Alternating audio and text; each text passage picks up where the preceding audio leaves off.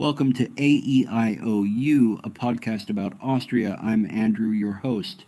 In the last episode, we discussed the failed July putsch of 1934 and the assassination of Austrian Chancellor Engelbert Dollfuss. In the aftermath of the assassination, Kurt Schuschnigg, the Minister of Justice in Dollfuss's government, became the Chancellor. In this episode, we'll see how Schuschnigg led Austria for nearly 4 years until its eradication in the Anschluss to the German Reich in March 1938. Schuschnigg, the son of a general in the Austro-Hungarian army, was a native of South Tyrol, which is that part of Austria that had been ceded to Italy as a result of World War I. He served on the Italian front in the Great War and was taken as a POW. After the war, he became a lawyer and established a practice in Innsbruck, the Tyrolean capital. He was elected to the National Rat in 1927 as a member of the Christian Social Party, and in 1932 he was appointed to the cabinet of Chancellor Karl Buresch, remaining in the post of Justice Minister under Dollfuss. However, although Schuschnigg became Chancellor in July 1934, he did not take control of the Fatherland Front, which was the big tent political organization that provided an ideological basis for the Austrian corporate state. That role went to Heimwehr leader Ernst Rüdiger von Starhemberg, who also remained vice-chancellor under Schuschnigg. Starhemberg had been poised to become chancellor upon Dollfuss's death, but President Wilhelm Miklas chose Schuschnigg instead, a decision that Starhemberg honored. Perhaps ironically, it was Starhemberg rather than Schuschnigg who pursued an independent course for Austria between Dollfuss's assassination and the Anschluss. Starhemberg sought to preserve Austria's independence by establishing alliances not only with Italy, which was already a strong supporter for Austria, but also with France and the UK. This strategy yielded the so-called Stresa Front alliance. Schuschnigg, in contrast, actually sought appeasement with Germany and its leader, history's most famous Austrian. Between 1934 and 1936, Schuschnigg had watched as Hitler had racked up one diplomatic victory after another. Rearmament in Germany was continuing apace, and Schuschnigg had no desire to risk another attack by Germany on Austria's sovereignty. The first major turning point in the situation after the failed July putsch was Italy's invasion of Ethiopia in October 1935. The rejection of Italy's move by the international community ensconced within the League of Nations resulted in diplomatic isolation for Italy. Mussolini, in turn, aimed to move closer to Hitler in a new alliance. The short-lived Stresa Front alliance collapsed, and Mussolini pressed Schuschnigg to reach a compromise with Hitler. Among the adjustments made by Schuschnigg was to fire Starhemberg and take over the Fatherland Front himself. Additionally, on July 11, 1936, Schuschnigg agreed to a series of terms with Hitler. Historian Stephen Beller summarizes the agreement as follows, quote, Austria promised to act as a German state, to cease its anti-Nazi propaganda, and to amnesty its approximately 17,000 Nazi political prisoners. Schuschnigg also allowed 2 representatives of the national camp into the cabinet, ostensibly to protect German interests. The radical Austrian Nazi illegals might have disliked this compromise, but it gave Hitler what he wanted. Now Germany had 2 stalking horses in the Austrian government and plenty of opportunity to intervene to protect national interests. End quote. The 2 members of the national camp replaced 2 Heimwehr members in the cabinet in November 1936, signaling the twilight of that organization as well. Nevertheless, despite these major concessions, Schuschnigg continued to refuse to allow actual Nazis from participating in the government of Austria. However, in early 1937, under increasing pressure from Germany and Italy, Schuschnigg established an extra-governmental committee to include several members of the outlawed Nazi Party. Schuschnigg attempted to salvage Austria's independence with a positive economic upturn in 1937, but Austrians outside the Fatherland Front had been so alienated by the previous years of political repression that there was nothing Schuschnigg could do to rally support to his side. When finally he was summoned by Hitler to Germany on February 12, 1938, Schuschnigg was all but finished.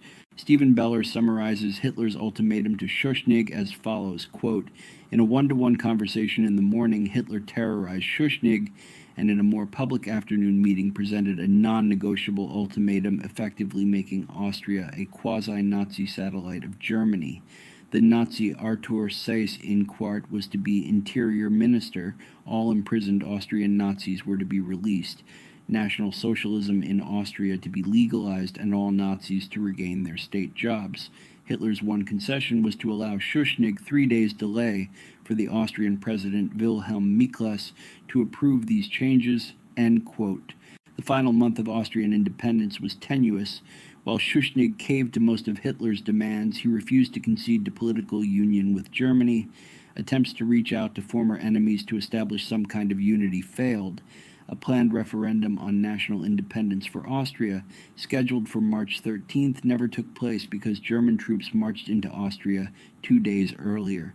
Schuschnigg resigned, and Seyss-Inquart took over as chancellor. The Anschluss was formally declared on March 12th. Schuschnigg was taken into custody and would not breathe free air again until after World War II had ended. Austria, meanwhile, ceased to exist for the next 7 years. Before discussing these 7 years for Austria as a region in Nazi Germany, we should discuss a few matters. First among these is how much support the Anschluss had in Austria. The answer from most historians seems to be quite a lot. However, what is less clear is why the Anschluss was so popular. Certainly, as we have seen, some Austrians were enthusiastic Nazis who could not wait to have National Socialist rule extended over their own country. Others were likely relieved at the end of tenuous Fatherland Front rule under a weak leader like Schuschnigg. These people were likely willing to overlook much of Hitler's rhetoric as bluster, especially considering that his worst crimes had not yet been committed, and the ones that he had committed, primarily ones of political repression or anti-Semitic curtailing of rights, were ones that either had also been implemented in Austria under Dollfuss and Schuschnigg, or were largely agreed upon by Austria's own anti-Semites. Finally, we should bear in mind that union with Germany had been an ideal held by the majority of Austrians since the end of World War I. The Fatherland Front was, by 1934, the only organization holding the line in principle for an independent Austria no matter what. In the Fatherland Front's absence, Anschluss was merely a matter of common sense. Who knew, after all, how long Hitler would remain in power? The other point to address here is to what extent what has been called in hindsight Austrofascism was truly fascist. This is a difficult point to enunciate clearly because fascism itself is hard to define, but if at the core of fascist ideology is Roger Griffin's notion of palingenetic ultranationalism, that is, ethnic nationalism that seeks to revive a lost mythic past, then Austrofascism falls quite short. For one thing, the nationalism engendered by the Austrian state under Austrofascism was more of a civic nationalism, German to be sure, but not with the racial barriers inherent to Nazism. Moreover, rather than seeking to revive the First Reich, that is, the Holy Roman Empire, or Second Reich, that is, the German Empire of 1871 to 1918, Austrofascism charted something different in the form of an inherently Austrian state dedicated to the preservation of Catholicism, order, and most importantly, Austrian independence. There are, of course, many scholars of fascism who are perfectly comfortable characterizing Austrofascism as really fascist, but there's also much room for disagreement. As your podcast host, I'm more comfortable saying that Austrofascism was not fascist, although I can understand why people characterized it that way. Like Nazi Germany, Austria under the Fatherland Front was a single-party state. Moreover, the adoption by the Fatherland Front of the Crutch Cross, also called the Cross Potent, as its symbol was the adoption of a symbol that somewhat resembled a swastika, even though it was more Christian in its connotations than the swastika was. Perhaps what most clearly delineates the Fatherland Front from fascism is that it was an anti-Nazi organization. While it is not unheard of for a country to have more than one fascist movement, it is nevertheless rare. If it is true that only one fascist movement can exist at a time, then for Austria that role must be played by the Nazis. In comparison, the Fatherland Front, while authoritarian and far right-wing, was not. With those issues addressed, what else did the incorporation of Austria into Nazi Germany look like, at least until the war began? One big difference was the extension of Germany's anti-Semitic laws and policies, which were now applied across the board to the Jews of Austria, concentrated primarily in Vienna, numbering about 200,000. More than half of Austrian Jews fled the country or took advantage of the opportunity to leave before the borders were closed in October 1941.